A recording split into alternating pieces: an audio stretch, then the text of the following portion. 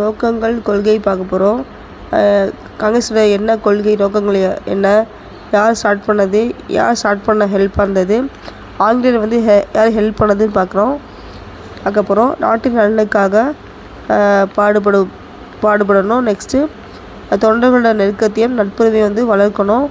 இனம் மதம் ஆகியவற்றை வேறுபாடு நீக்கி நட்புறவு மூலம் நாட்டோட தேசிய உணர்வு ஒருங்கிணைப்பு முயற்சியை வளர்க்கணும்.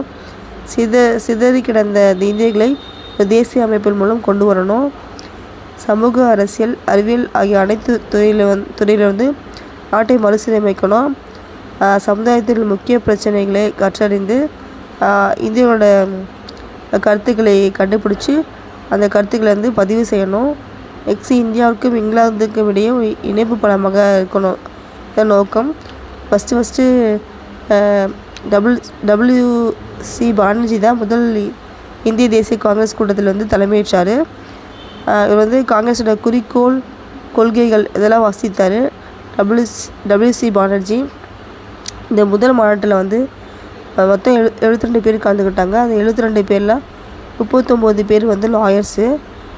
ஏஓ ஹியூம் தான் வந்து ஆங்கில அரசின் எதிர்காலத்திற்கான வடிகால் கொள்கை. இது வந்து இந்திய தேசிய காங்கிரஸை துவக்க திட்டமிட்டவரே தான் ஏஓ ஹியூம் தான் காங்கிரஸின் தந்தை அழைக்கப்பட்டார்.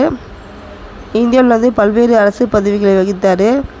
ஆலன் அக்டேவியன் ஹியூம் இவர் வந்து இந்திய அரசு பணிகளில் பணியாற்றியவர். இவர் வந்து பார்த்திங்கன்னா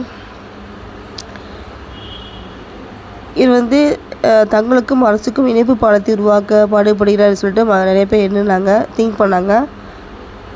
இந்திய தேசிய யூனியன் என்ற பெயரை வந்து தாதாபாய் நவ்ரோஜி என்ன பண்ணார், அவர் யோசனைப்படி வந்து இந்திய தேசிய காங்கிரஸ் என்று மாற்றப்பட்டது. ஃபஸ்ட்டு இந்திய தேசிய யூனியன் என்று பெயர் இருந்தது. அதுக்கப்புறம் இந்திய தேசிய காங்கிரஸ் என்று பெயர் மாற்றப்பட்டது.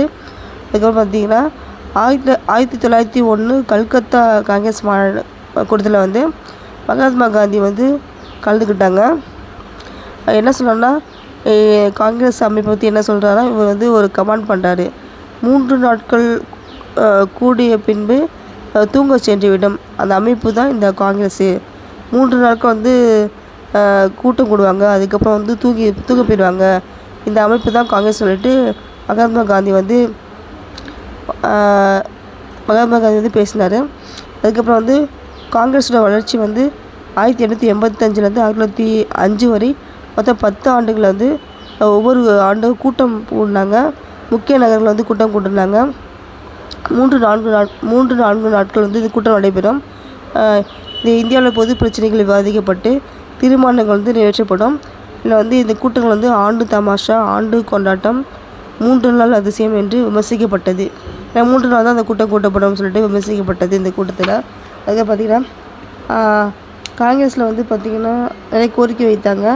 ராணுவ செலவை குறைக்கணும், இந்திய விவகார செயலர் பதவியை நீக்கணும், பொது பணிகள் வந்து இந்தியர்களுக்கு அதிக இடங்களை ஒதுக்கணும், இந்திய ஆட்சி துறையிலேருந்து நீதித்துறை வந்து பிரிக்கணும், அதுக்கப்புறம் வந்து இந்திய நிர்வாகத்தை மதிப்பீடு செய்ய ஒரு ராயல் கமிஷனை நியமிக்கணும், அதுக்கப்புறம் கல்வி பிற வேலைவாய்ப்புகளை அதிகரிக்கணும், நிலவரியை குறைக்கணும், கிராம வங்கிகளை ஏற்படுத்தணும், அதுக்கப்புறம் வந்து உப்பு வரியை குறைக்கணும், நில சுரண்டிலிருந்து விவசாயிகளை காப்பாற்றணும், பொதுவான மக்களோட பொருளாதார நிலையை வந்து உயர்த்தணும்.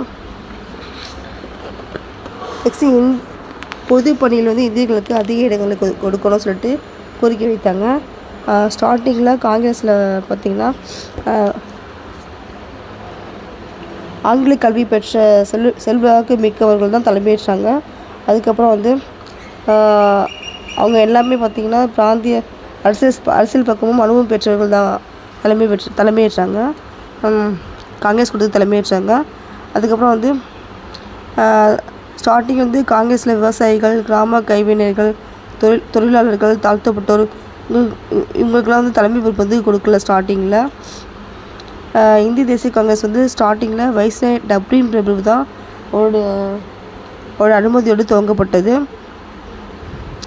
1886 வந்து கல்கத்தாவில் நடைபெற்ற காங்கிரஸில் 2வது மாநாட்டில் ஃபஸ்ட்டு வந்து 1885 நடைபெற்றது. அதுக்கப்புறம் 1886 கல்கத்தாவில் நடைபெற்ற மாநாட்டில் வந்து டப்ளின் பிரபு வந்து தேநீர் விருந்து கொடுத்து கௌரவித்தார். அதுக்கப்புறம் 1987 வந்து கவர்னர் கன்னிமாரா பிரபு வந்து சென்னை காங்கிரஸ் மாநாட்டுக்கு வந்து கலந்து கொண்டு வந்து அந்த இடத்தை வரவேற்றார். அப்புறம் டப்ளின் பிரபு என்ன சொன்னார்னா காங்கிரஸ் அமைப்பை வந்து அரசு துரோக அமைப்பு சொல்லிட்டு வாதிட்டார்.